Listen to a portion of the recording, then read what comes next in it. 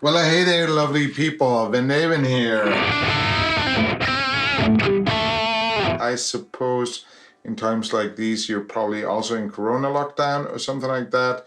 It's pretty shitty, but please stay inside. And I was lucky enough that a week before we, like the whole state of Tyrol, got into quarantine, I bought this thing, which is the Axe-FX III, and I was also able to sell my Kemper. Back when I started to play guitar, the thing were the valve state amps by Marshall, and I think I had one, and then I got a used valve amp, like a GCM 2550, that Marshall Jubilee thing. So I know the time of amps and cabs quite well, but nowadays I'm actually quite happy. I just have to bring like a little thing, like a rack or a foot pedal or something like that, to a gig, connect that, and also connect that to my headset, because I don't want to hear amps at full-blown volume anymore, so I'm quite dependent on in-ear monitoring just to shield off the drums and the cymbals and stuff like that. And now I bought an Axe-FX. Actually, I just wanted to try it out, but I won't give it back. I can guarantee that, because the Axe-FX, from my point of view, sounds like a real amp. Let's say it comes closest to a real mic amp, and the feeling is there. My problem with the Helix is I still have it, and I think it's a great product, because you can either use it in the effects loop of your amp just for effects, or as a MIDI pedal or something like that, or an ADDA audio interface going into your workstation. But as an amplifier alone, the modeling, just especially on the power amps, it just sounds strange. And the Kemper, well, the Kemper was kind of okay, but all of the amps in the high gain faction kind of sounded very similar. And even if they didn't sound similar, they played similar. And now let me show you what I dialed in my Axe-FX, and that's really cool. So this is like a 5153 100-watt red.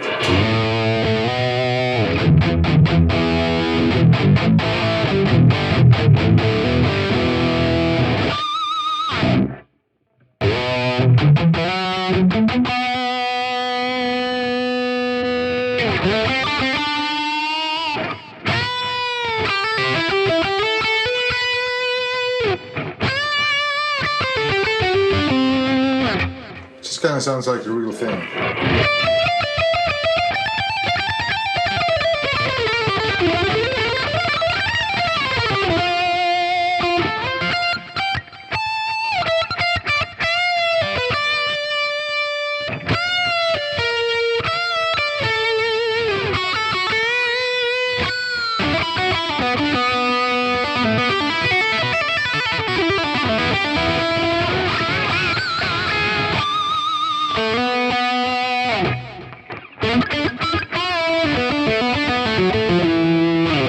And apart from the sound, the unit also has one feature, which is having a parallel effects loop. So in that case, the signal is going from the input through the pitch, then going into the amp, into the cab, and then it's going into the reverb and into the delay, but at the same time, which means that the delay signal is not being reverbed and the reverb signal is not being delayed, and that's pretty cool.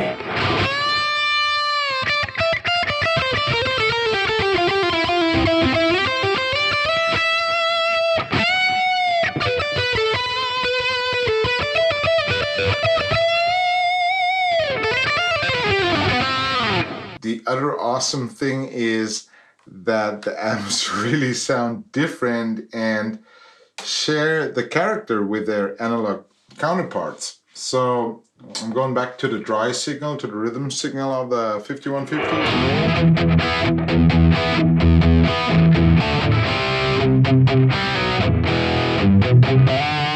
It's as unpleasant to play this sound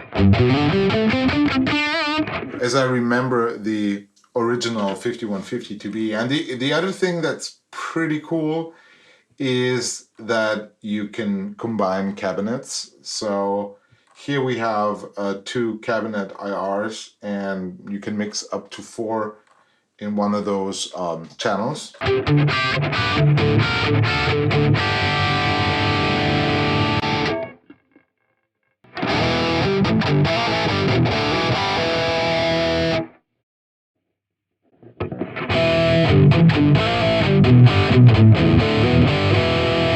And together they sound like...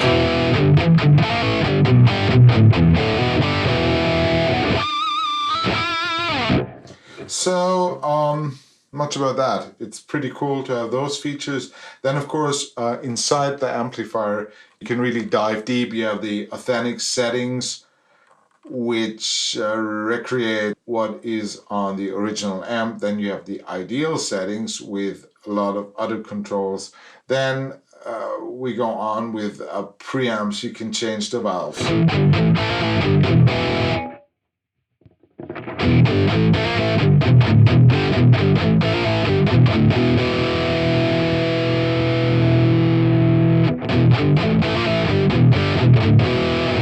It doesn't change the world.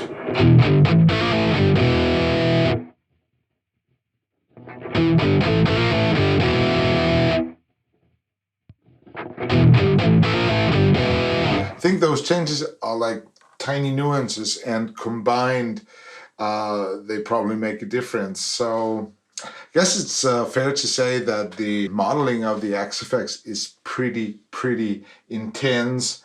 We go on to the power amp. You can change the power amp tubes. Like for example, let's go from those ones to the KD77.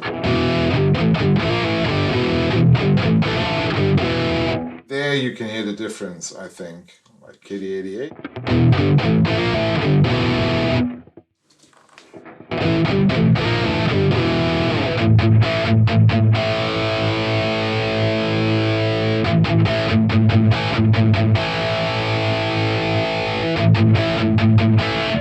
Sounds different. Then you can play with the power supply, with the speakers. As you can see, there are so many options just alone on the amplifier, like an input EQ, an output EQ. What's also cool is that you can boost the preamp, which means like you can choose one of the different drive modes as if they were a part of the amplifier. Now, when we take a look at the CAT model, there are so many other things you can do. You can choose a proximity effect for one of the microphones. Let's suppose the 906 is really close and I want to have more proximity than there's actually on the IR.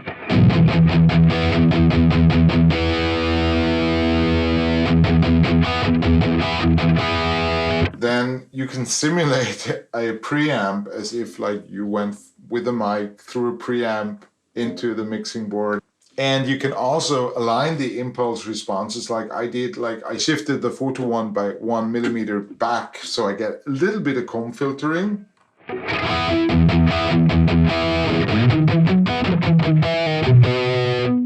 And without the comb filtering. But I dig the comb filtering. Pretty cool.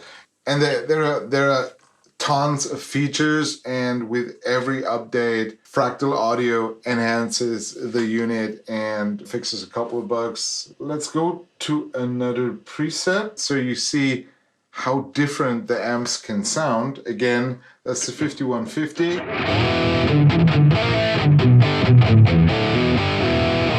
And now I'm going to a preset with an angle, should be an angle, and it is an angle.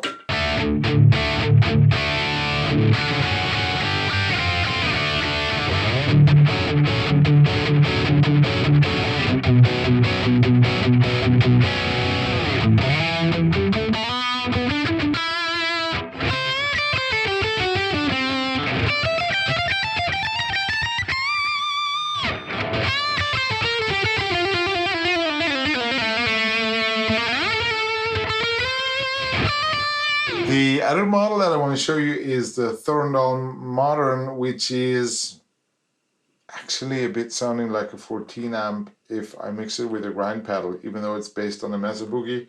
I switched the grinder on and this is how it sounds.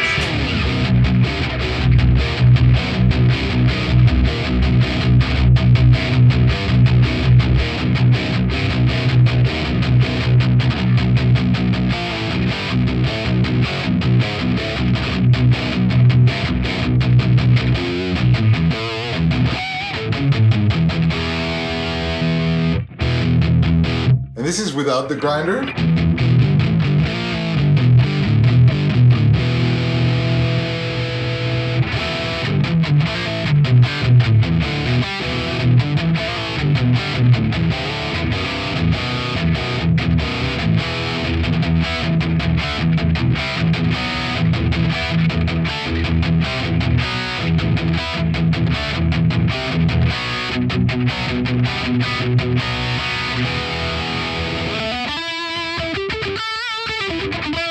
So I'm going to play the Axe-FX a bit more for myself. Thank you very much for joining, and don't forget to have the best day ever.